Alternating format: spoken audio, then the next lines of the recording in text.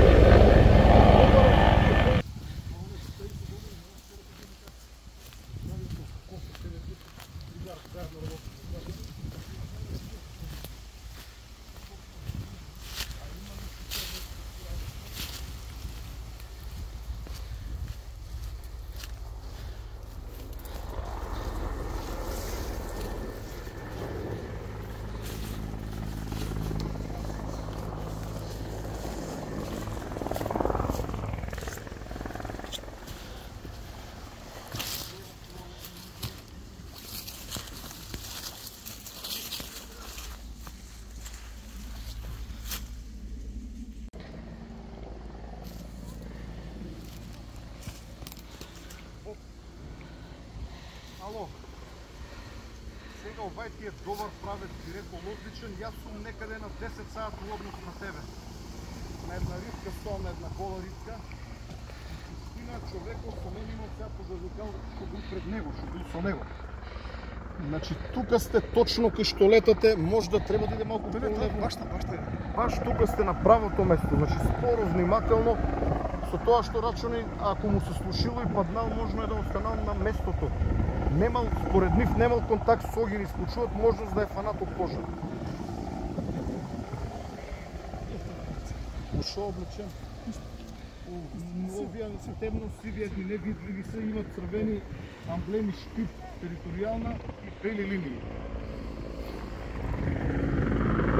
Ајде да се слушаме.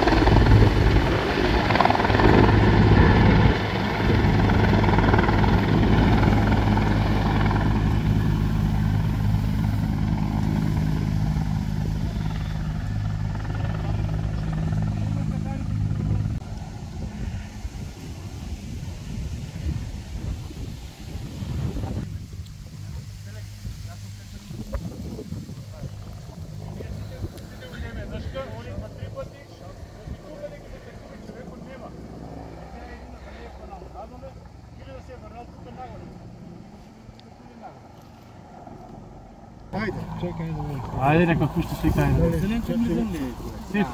Сив бил.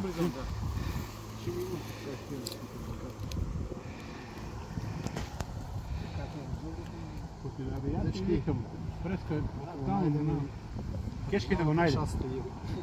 Кешки да го најдем.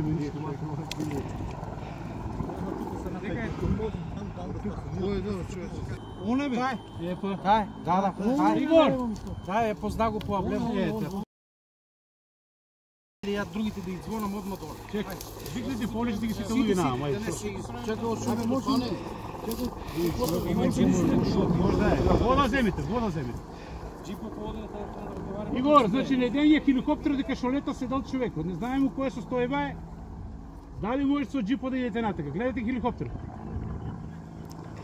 Ајде, терајте надоле, се право. Гледа хеликоптер дека. Најверојатно е он според видеото и фотографиите, најверојатно. Сите најдеме го ката скроз доле удолу. Иначе немат ли бе тие јажи нешто се посетна? Немат. Имат бе како не. Да му не дадат. Знаеш колку брж? Знам, возил съм се 100 пати на пожар. Час дигал до него сега. Знам. Он е напрашен сега. Знам јас. Јас што возил, бе испатил хеликоптер и на Арама, и на грците што паднаа на пожарот гору Плачко. Најверојатно е тоа така. торпеда най-вероятно няма да трябва.